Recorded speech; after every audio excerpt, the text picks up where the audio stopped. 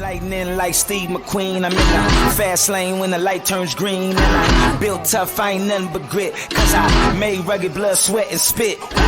Yeah, like a horse I fly. Better push yourself in for a bumpy ride. I like to play hard, but I work harder. And I weather the storm cause I'm built stronger. What is up, ladies and gentlemen? We are back. We are live. It is the Freight Coach Morning Show, the top morning show in transportation, coming to you guys every single weekday, 8:30 a.m. Pacific, 10:30 Central, to break down some industry headlines. And most importantly, you guys provide some actual insight into what you can do with all of this information. If this is your first time tuning in, welcome. This is the real side of freight, ladies and gentlemen. And I say that before every single show. And what I mean by that is I only speak with transportation professionals, because at the end of the day, you guys, I want to talk to the right individuals who have done what you're looking to do, or who are currently doing what you're trying to achieve, so you can take that information, apply it, utilize it, and see a meaningful difference in your business and your life. We got some very special guests today. I'm just going to pull them up right away, you guys, because we got to maximize our time this morning, because we're all busy. We're all moving freight. And ironically, the freight I'm moving today was priced with their product, Greenscreens, you guys. And I got my friends with Greenscreens back on the show. So I have Dawn and Matt joining us here today. Good morning, you guys. How are you? Good morning, Chris. How are you?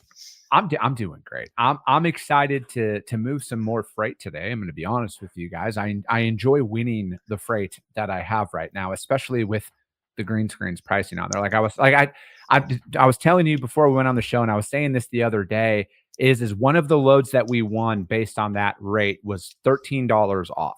I remember that because I'm like, I got to bring that up. That's a good state. It was a good stat.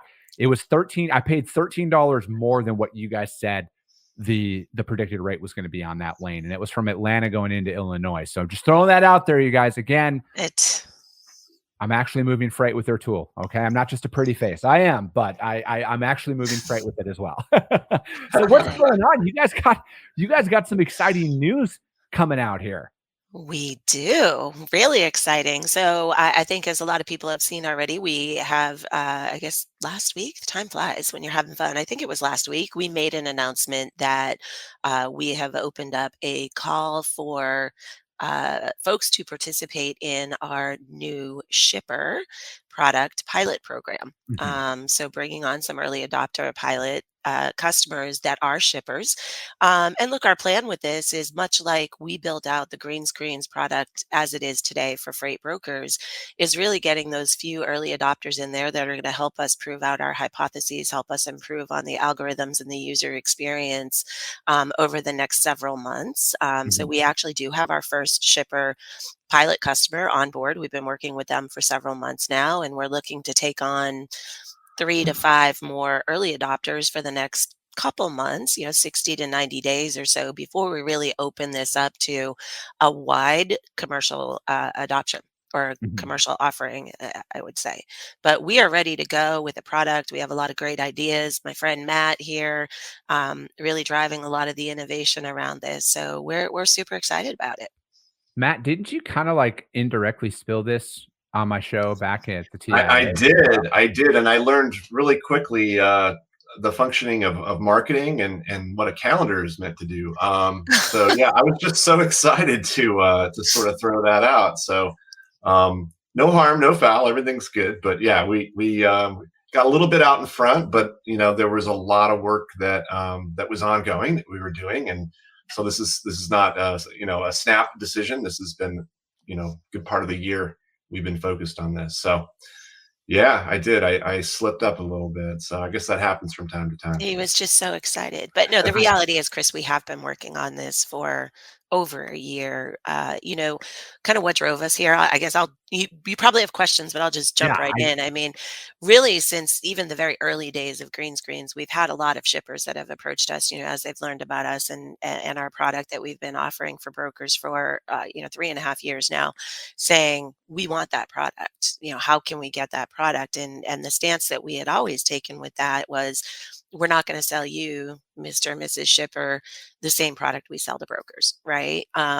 But the demand became great enough, particularly over the past year or so, that it caused us to say, okay, what is the product that we can bring to market for shippers that will add value for not only for the shippers, but mutual value for the brokers and the shippers without really compromising our commitment to the brokers that we're not going to do anything to disintermediate them, to expose any of their sensitive data. Think about sensitive data as, their broker carrier costs, their pricing strategies, margin, any of those things. So this has been in the works for probably over a year. And then having Matt come on board with us last October really just kind of invigorated and if not accelerated kind of our plans around this because, Matt has spent over 20 years focused on studying the market and benchmarking predominantly with shippers, but the entire market.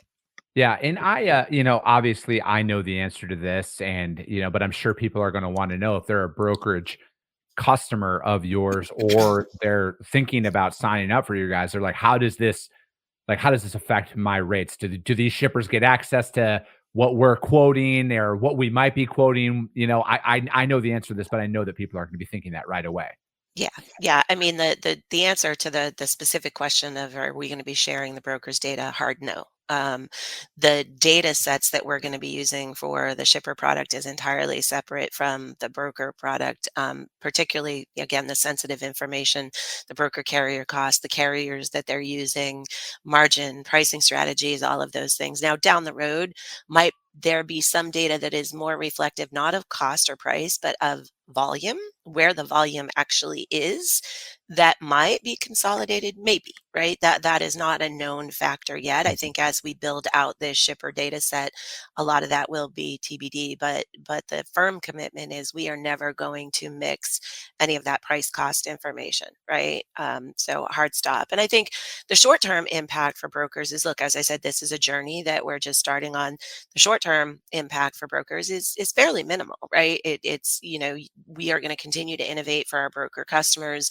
We are investing in each area separately. They will continue to see the same level of service and innovation out of us. Though down the road, we do believe that there is a huge opportunity for us to help to look, we're never going to eliminate the volatility of the freight market that, we'd be extremely wealthy if we had the secret sauce to do that. That's, never going to happen. But at least to remove some of the friction and some of the chaos and some of the, helping brokers to have a better educated buyer, right? As far as when markets are shifting, particularly right now, as we're beginning to see spot rates and contract rates. And I'll let Matt talk a lot more about this because he's so much smarter than me. But as we're seeing those start to converge, which may be an indicator of kind of the market, certainly not where things were in 2021 and 22, but the market turning. And, your audience knows that when markets do shift, you have these contracts that were negotiated a year ago or more, that one party or the other is going to be upside down. So kind of minimizing the friction, giving shippers tools that help them better understand the market and more importantly, their position in the market. And I think that's the big differentiator because we all know there are a lot of rate benchmark tools out there in the market that shippers and brokers are using, but what they are lacking is the ability for an individual company to understand their specific position in the market. What behaviors do they have that might be driving their cost up or down, cause them to buy better or worse than the rest of the market? And those are really the types of things that we're doing. And we believe that brokers at the end of the day benefit from that because, again, a better educated buyer, truly understanding where they are in the market. And there are some features that we are, committed to work with our broker customers for that as we build this out, where can we add more value for you, right? We believe that we can add tremendously more value for the brokers by having both sides of the transaction on our platform than we otherwise would be able to if we only had brokers and broker data. Yeah. Matt, what rates are going to be provided to shippers in this instance? Like how are you guys going to be working with them to kind of provide pricing or, forecasting or anything like that?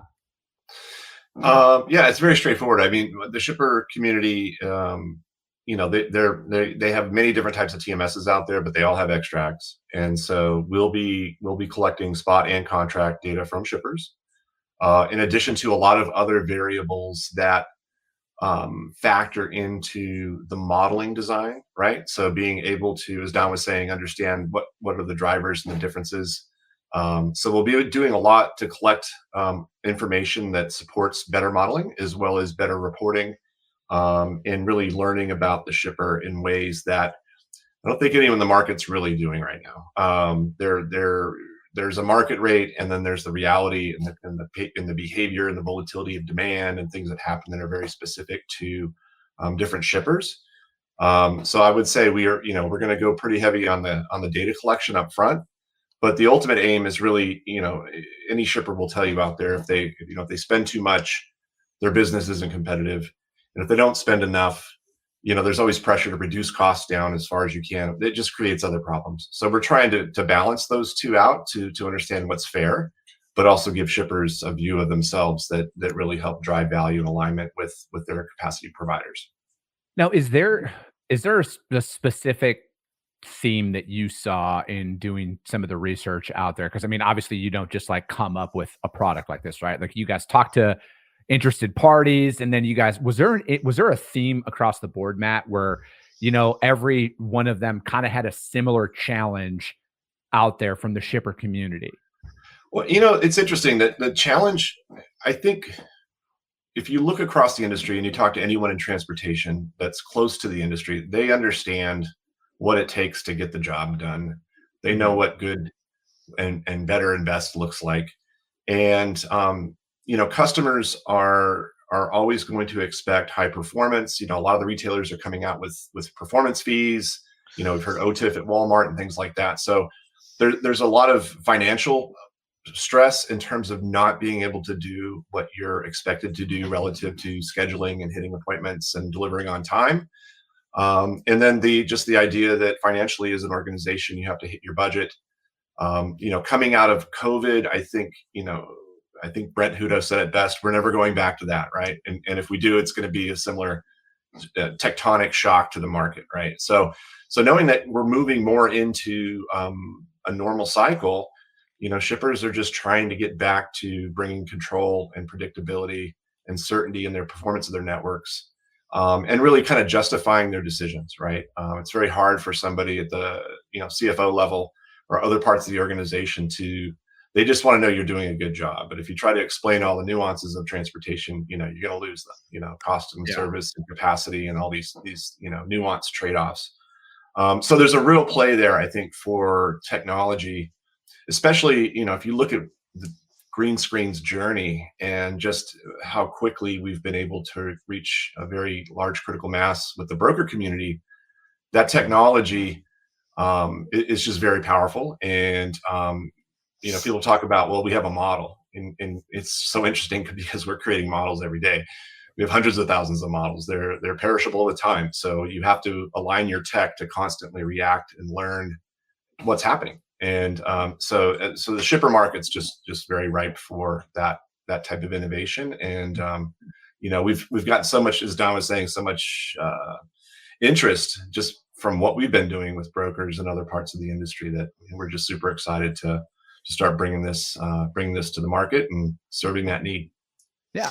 So Don, I was going to say, is there like a specific segment of shippers you guys are kind of marketing to right away, or do you guys want to talk to the shipper who moves 1 truckload a month all the way up to 500 in an hour? Yeah, I mean, I think the initial focus is going to be building out that data network, and the focus is really going to be on kind of the medium size to, let's see, medium large, right, size shippers.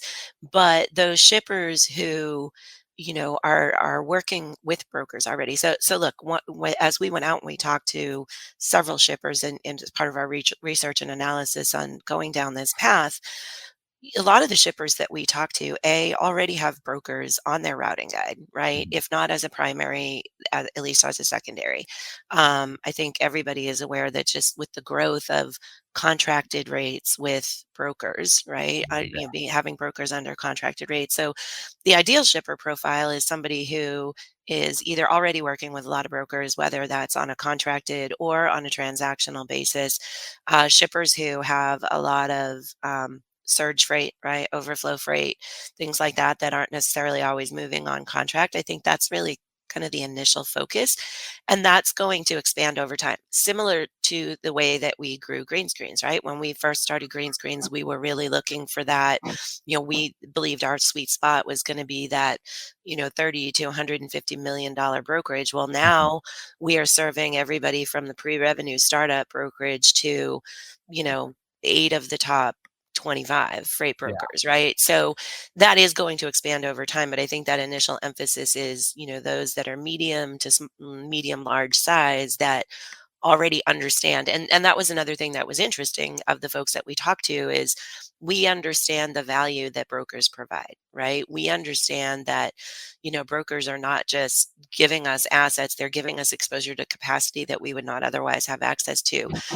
We understand that, they're providing us with value added services, right? We understand we might be paying a premium for that, but it is worthwhile for us. A lot of these companies we talked to, they said, look, we can't even talk to a carrier that has less than 100 trucks in their fleet or, thereabouts, whatever, because of the risk and the time and the effort that it takes to onboard a new carrier and get them through our process.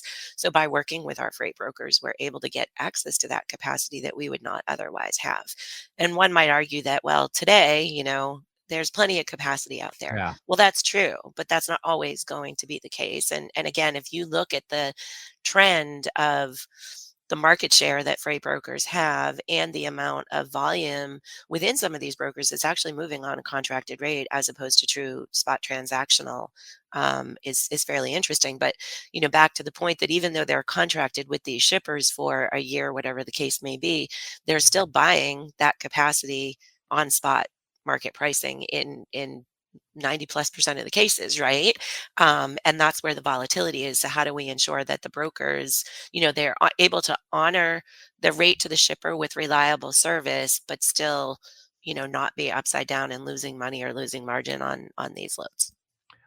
I really see a lot of, because at least on the enterprise shipper level, a lot of the time for them to find out, pricing, if they are in an RFP, it's just like, hey, throw it out to spot. Let's see if anybody can commit to it or not. And now I think that you guys are going to help them not even really need to take that step, right? Where it's more like, hey, we have all the data that we need right here. This is going to give you an actual idea on realistically what this can pay, because I mean, there's a lot of bids that all put together, and a lot of it is hey, we just kind of need like a general benchmark on what it might cost in the event that we win this, because not everywhere is your typical food loads where it's like there's going to be 10,000 of this Atlanta to Chicago every single year. A lot of shippers out there, they need to be able to budget out their transportation on future bids of a lot of their project work that they might be moving.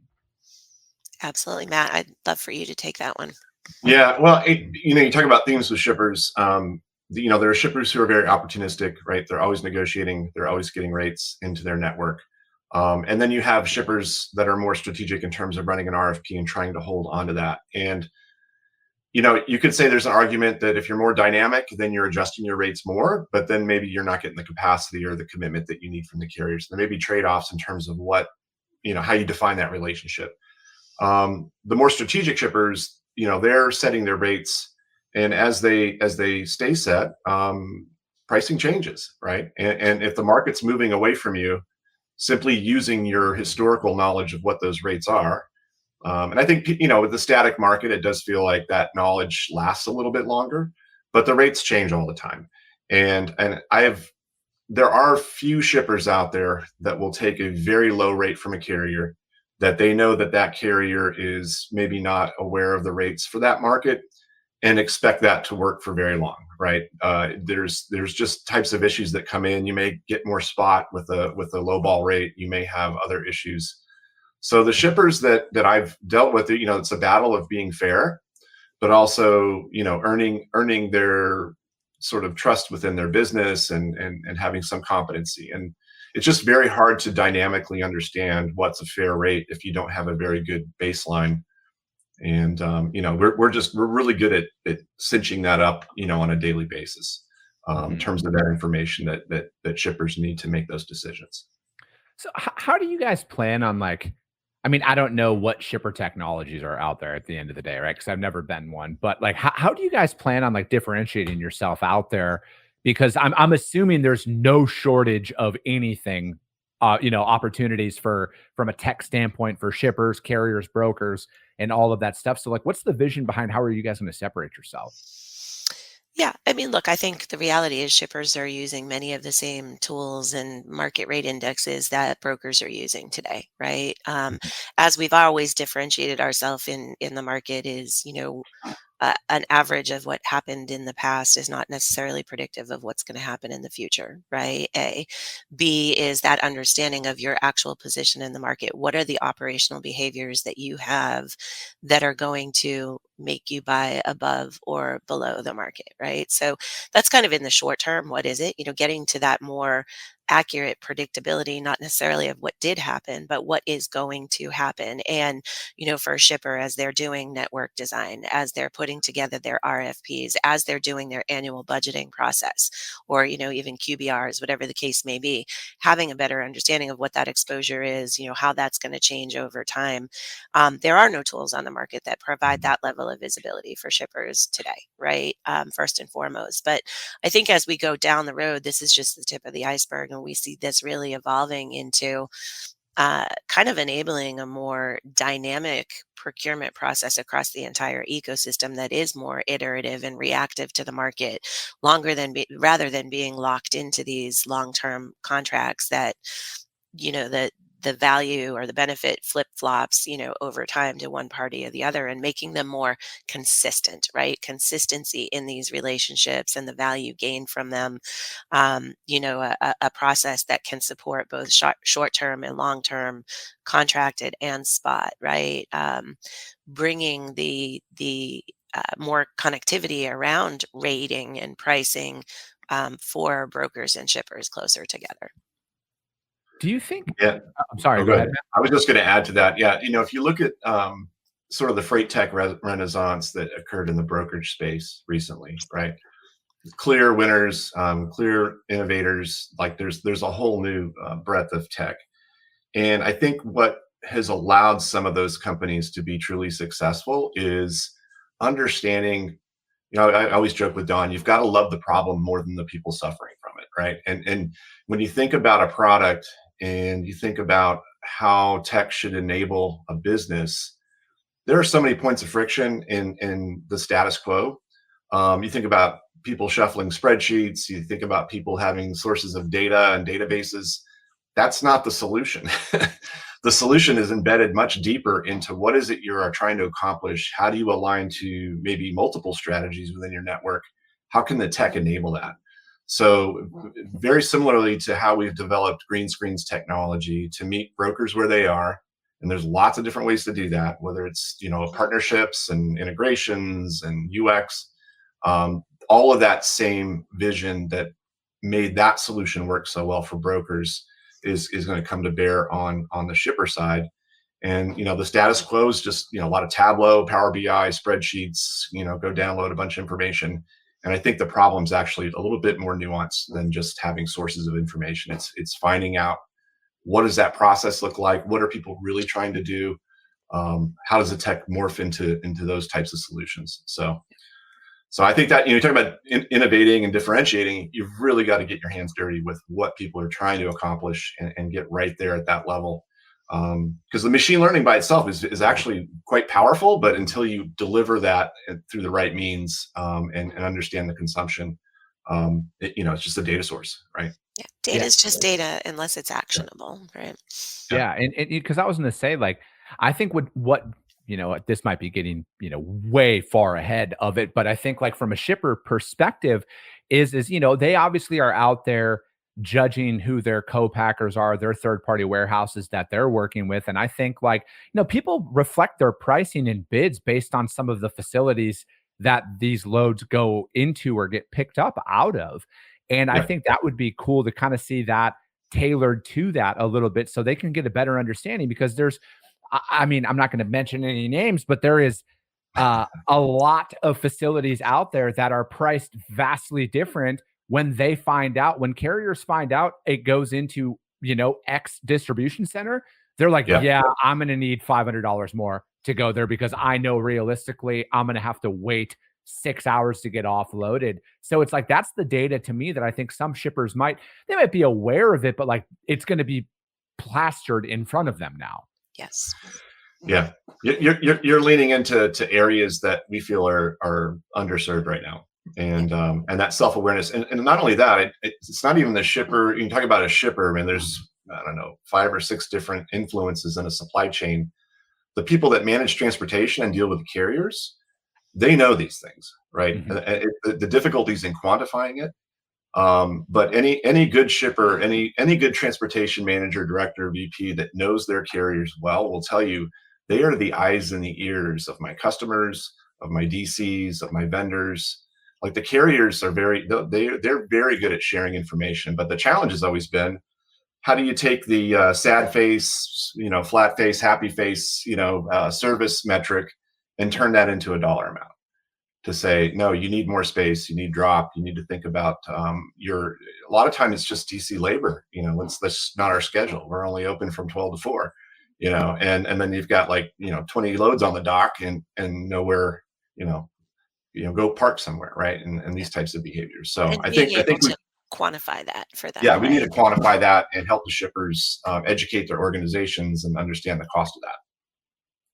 Yeah, there's so many different, that to me is like what the beauty of all things technology is really bringing out there to the market, because it's like, you I don't know, at the end of the day, I feel like when you're going to make the best decision, you need to remove human emotion from a lot of it. And you need to just actually focus on the story that's data is telling, because, again, you're sitting there thinking about every situation and how it personally affected you as the individual. You're not thinking of any, at least most people, maybe I'm the only one who does that, right? But I would say it's not just me who makes their decisions based on how certain scenarios have affected them in the past. And sometimes data will tell a completely different story out there. I mean, I see it all the time inside of brokerage throughout my career. It's like, oh, that lane sucks, or that there's something about that sucks. And it's just like, well, wait a second, that's one of our more profitable lanes that are out there. What about it sucks? Oh, because you don't like the fact that you have to tell somebody certain details about a situation, but we make money on it every single time. Yeah. Yeah, exactly. Yeah, it's going to be interesting to see kind of how a lot of this rolls out. So like, how does anybody find out? Like, are you guys actively reaching out to people for this? Is there like a referral thing? If any shippers who are watching this, how do they reach out to that? Or any brokers who, because people who have close relationships with their shippers who might want to be, on board for this? Absolutely. I'm so happy you asked that question. So first and foremost, if you want to learn more about it, certainly visit our website, Greenscreens.ai. There's a little bit more information out there, some FAQs for brokers as well as for shippers. We are actively reaching out to customers as well as accepting inbound leads. We are offering a referral program. So any Greenscreens broker customer who would like to refer shippers to us, there is a referral program. The referral form or to sign up for that program is also on our website. And then if we sign on one of the shippers you've referred to us and they become a Greenscreens customer, you essentially get a rebate associated with that. There is a cap on it, but it's essentially the equivalent of 1 month of your monthly subscription. You capped at a certain amount, but and that would be for every customer you refer to us. So if you refer us 10 customers, you get a rebate, the equivalent to up to $5,000, we'll say. Shit, let's go. Yeah. Right? I like it. No, I think that this is going to be a great tool out there. And again, data is everything. And I think it's, it's moving the industry forward in the right direction. I really do. And then, so yeah, I appreciate you guys joining me on this one. And Celine put that in the comments, but it's shippers.greenscreens.ai if you guys want to learn more about that. And for some reason, if you guys can't find it, hit me up. I will gladly put you guys in contact with my friends over at Greenscreens if you guys want to find out more about that. But Dawn, Matt, thank you so much for joining me. As always, it's so great. And it always goes by too quick every time you guys are on the show. It's always a pleasure to join you, Chris. Well, I appreciate it, you guys. And hey, we'll be back on Monday. As always, you guys, if you guys got value in what you heard, subscribe to the show, you guys. Share it out there to your network, because if you see value, your network's going to see value as well. I appreciate you guys. I love you guys. And we'll be talking to you soon.